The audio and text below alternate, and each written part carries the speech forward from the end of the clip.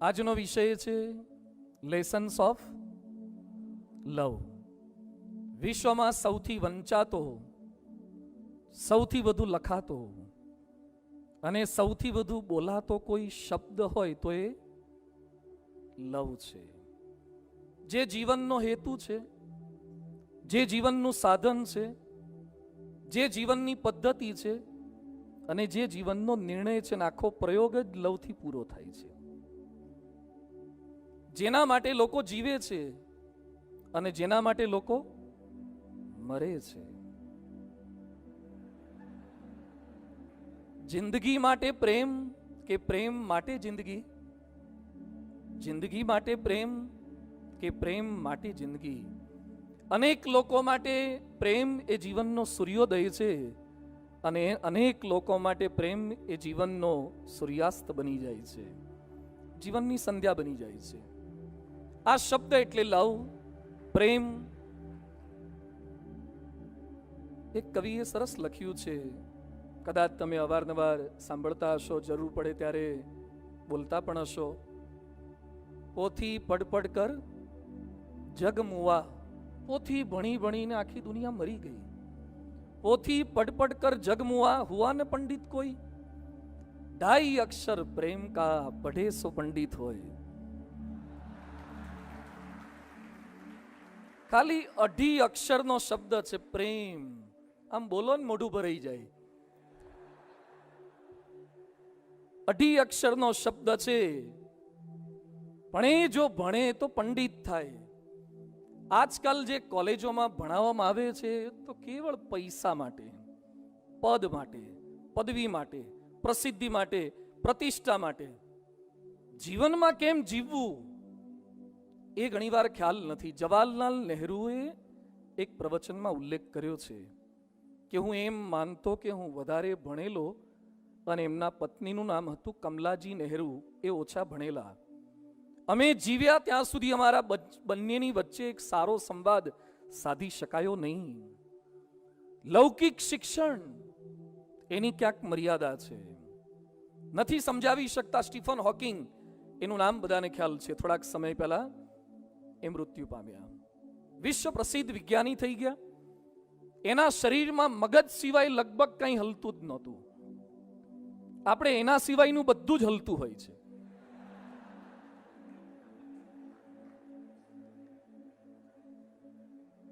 અને એણે જે સંશોધનો કર્યા છે, ટાઈમ ટ્રાવેલ, સ્પેસ થિયરી, આઈન્સ્ટાઈનની કેટલીક થિયરમ એણે ખોટી પાડી છે.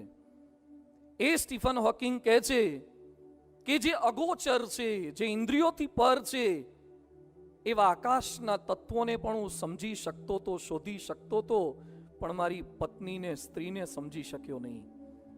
કેટલું અઘરું છે. એટલે જો આવો સ્ટીફન હોકિંગ જેવો નિષ્ફળ જાય તો આપણું તો શું ગજું.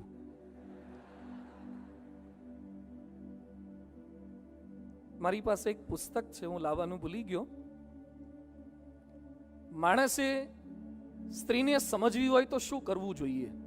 બહુ સરસ પુસ્તક છે, ક્યારેક મળશો તો બતાવીશ. હાઉ ટુ અન્ડરસ્ટેન્ડ લેડી, સ્ત્રીને કેમ સમજવી. પુસ્તકનું ટાઇટલ એટલું સરસ છે એટલે બધાને મન થાય કે આ પુસ્તક તો જોઈએ જ, વસાવવું જ જોઈએ. પછી મને લંડનમાંથી એક ભાઈ આ પુસ્તક આપ્યું. એ પુસ્તક મેં જોયું તો બધા જ પાના એમાં કોરા છે.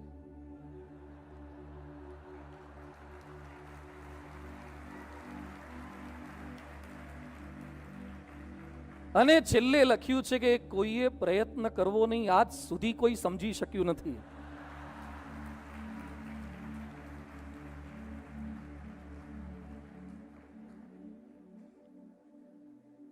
અઘરું છે.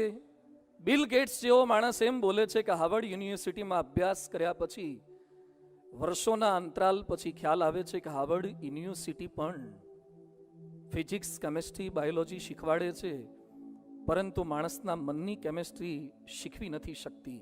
અતિ અઘરું છે. પતિ પત્નીને ઝઘડો થાય ત્યારે થર્મોડાયનેમિક્સ કેટલું કામ લાગે,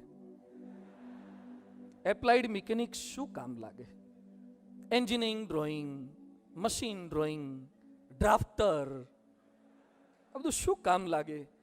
Na+Cl = NaCl એ લેબોરેટરીમાં થાય, રસોડામાં તો બીજું જ થાય. બધા ત્યાં કેમિકલ ઇક્વેશન કામ નથી લાગતા. એટલે આજના લેક્ચરમાં મારે ઇન્ટિગ્રેશનની વાતો નથી કરવી, ડિફરન્સિએશનની વાતો નથી કરવી, એપ્લાઇડ મિકેનિક્સની ઇક્વેશનની વાતો નથી કરવી, કેવળ પ્રેમની જ વાતો કરવી છે. પ્રેમની જ વાતો, પ્રેમની થિયરી, પ્રેમનું પ્રેક્ટિકલ, પ્રેમનું સબમિશન, પ્રેમનું વાઇવા અને પ્રેમનું સર્ટિફિકેટ.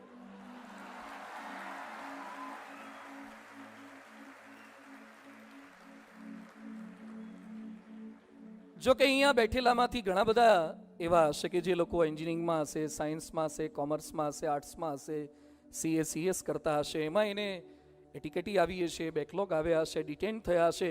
એ લોકો ભણવામાં સારા નહીં હોય પણ પ્રેમમાં તો PhD થયેલા હશે.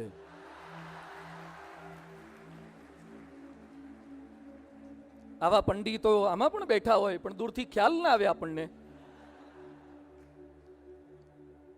એટલે આજનો વિષય છે લેસન્સ ઓફ લવ.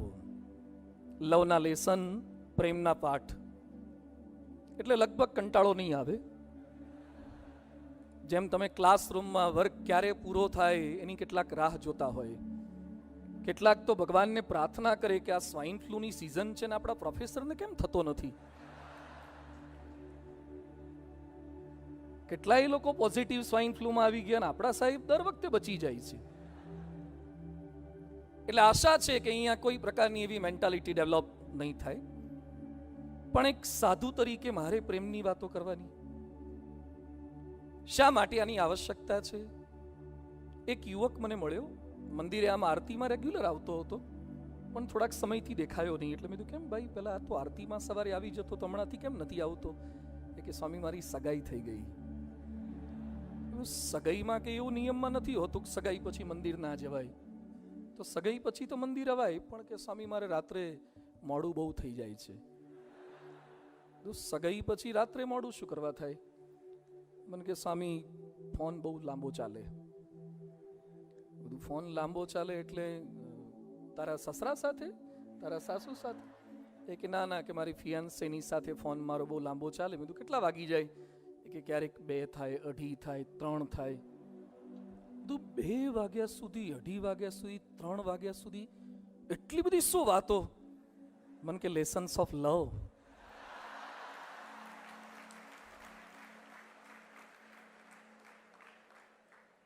બધું એમાં તમને આમ કંટાળો ના આવે? મને કે સ્વામી બેટરી ખૂટે પણ શ્રદ્ધા ના ખૂટે.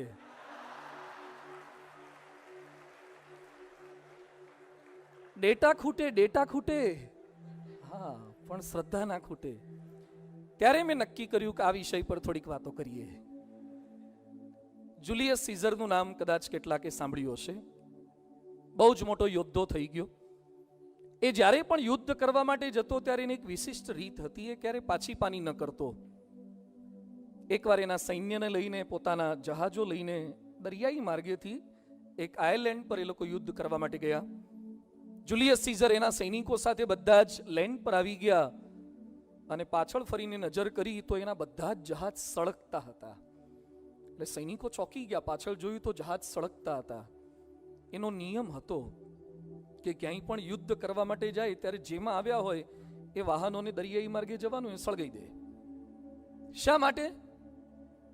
પાછા ફરવાનો કોઈ વિકલ્પ રહેવો જ ના જોઈએ. નહીં તો કેટલાક વાળા તો રિટર્નની તૈયારી સાથે જ આવ્યા હોય, ભાગવાની. થાય એટલું ઠીક છે, નહીં તો હવે નીકળી જઈશું. રિટર્ન થવાનું જ નથી. એના માટે એક પ્રસિદ્ધ સેન્ટેન્સ હતું, આઈ કેમ, આઈ સો એન્ડ આઈ કોન્કર્ડ. હું આવ્યો, મેં જોયું અને મેં જીતી લીધું. બહુ જ બહાદુર યોદ્ધો હતો. એ જુલિયસ સીઝર ઇજિપ્તની રાણી ક્લિયોપેટ્રા એને એકવાર જોઈ ગયો અને પછી જુલિયસ કહે છે, આઈ કેમ, આઈ સો હર એન્ડ આઈ વોઝ કોન્કર્ડ. પહેલા હું યુદ્ધો જીતતો હતો, પહેલા હું કિલ્લાને જીતતો હતો, હવે હું જીતી ગયો છું. અહીંયા પણ કેટલાક જુલિયસ સીઝર હશે. આમ સીઝર જેવા હોય પણ પ્રેમમાં પરાસ્ત થઈ જાય એટલે સિઝલર જેવા થઈ જાય. પ્રેમ એટલે સીઝર થી સિઝલર સુધીની યાત્રા.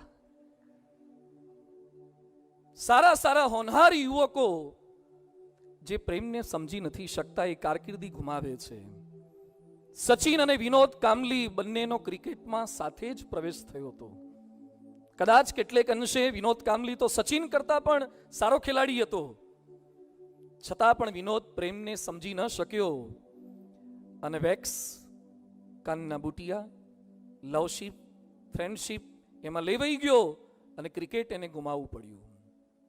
ક્યાંક તમારો અભ્યાસ બગાડે એ પ્રેમ નથી, કારકિર્દી બગાડે એ પ્રેમ નથી, કલંક લગાડે એ પ્રેમ નથી, મા બાપ પ્રત્યેના પ્રેમને ધક્કો લગાવે એ પ્રેમ નથી. એટલે પ્રેમને આજે સમજવો છે ને ડેફિનેશન સમજવી છે. વોટ્સ લવ? લવ એટલે એક મેસેજ નહીં, લવ એટલે ખાલી એક વોટ્સએપ નહીં, એક લાઈક, એક ટ્વિટર નહીં. લવ એટલે એક સ્માઇલ, એક હાસ્ય, એક લાફ, એક સાનિધ્ય, એક સ્પર્શ નહીં. લવ એટલે એક લેટર, એક કાર્ડ, એક કેન્ડી, એક કોફી ને એક કેક અને કસમ નહીં. લવ ખાલી એટલું જ નથી. લવ એટલે લિમિટલેસ લિબર્ટી, લિમિટલેસ લિબર્ટી. પ્રેમ એટલે પરમ આનંદ, એના કરતા કોઈ આનંદ છે જ નહીં. એક પુસ્તક છે પ્રેમ પર, એનું ટાઇટલ શું છે? પ્રેમ એટલે પ્રેમ એટલે પ્રેમ. તમે પ્રેમની વ્યાખ્યામાં બાંધી જ ના શકો, એ અમર્યાદિત છે.